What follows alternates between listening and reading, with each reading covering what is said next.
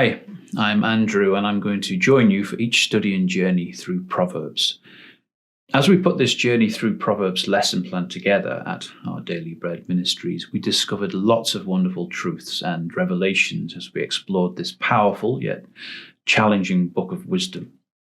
And I want to share with you some of the lessons we learned. Now, for me, personally, if I could go back in time and have a conversation with my younger self, I would tell myself, don't spread yourself too thin. Don't try to be friends with everyone. And spend more time with your elders. All too suddenly, my dad was gone. And now I realize we need to make the most of the time we have with those we love. And I would encourage myself to learn a language. I think we take for granted that our language is spoken just about everywhere. Perhaps surprisingly, the book of Proverbs isn't just about life with God, it's simply about life. It contains lessons from a mature person to those still finding their way, like an older person looking back and saying, this is what I needed to know to live life well. This is what I would tell my younger self. Proverbs themselves are like short sayings based on long experience. They're not promises, but they're teachings and principles, and they're generally true for everyone. They don't just speak to a specific culture or time, but to everyone, to you and me, sat here today. In these pages are lessons about how to spend our money, how to conduct our relationships, how to spend our time, how to use our words well, what dangers to avoid, what treasures we should chase after, and on and on. No bit of life is left untouched because all of life is to be lived in the presence of God and according to his wisdom. This book takes the practical and the spiritual and shows they actually belong together. As we get to know and love our God, he impacts and transforms every area of our lives and our character. So I hope you find today's lesson helpful. Once you've worked through the questions, press play on the video again because I'd love to share with you some of the things that challenged and inspired us at our Daily Bread Ministries from this reading in Proverbs.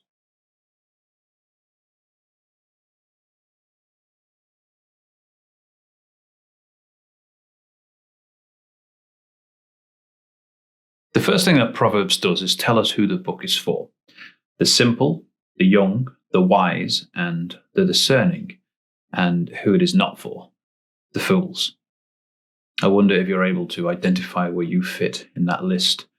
It can be hard to put ourselves through that kind of self-reflection, but ultimately, Proverbs is inviting us to work out who we are to help us to grow through its teaching. So, are you simple? This is not about intelligence, but about being open to every influence rather than being committed to God's way of living. Perhaps God is a feature in your life, but that's it. He's a component rather than the heartbeat of who you are.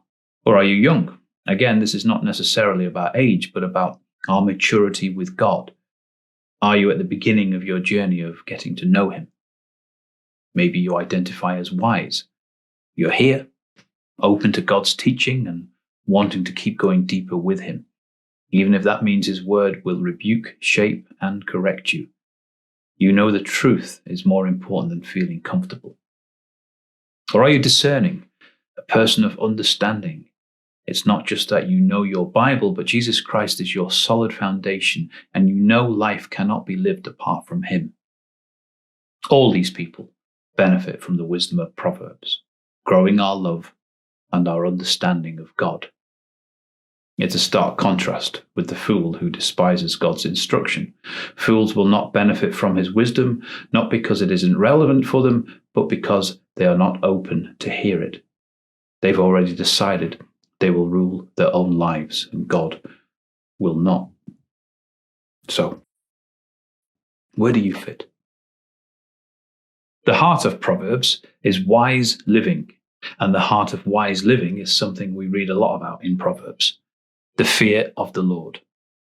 But what does it mean?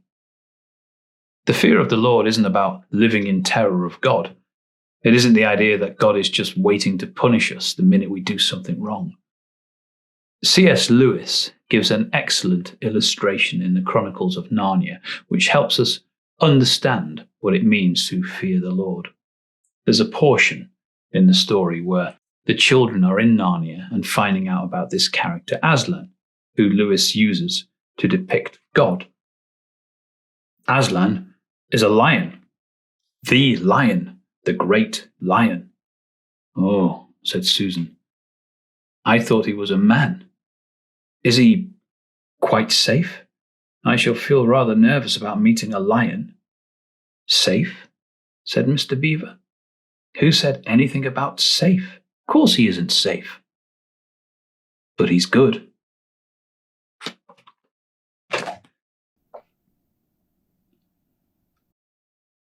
God is not safe. He is mighty and powerful and actually sort of scary. But that's only terrifying if he is against us.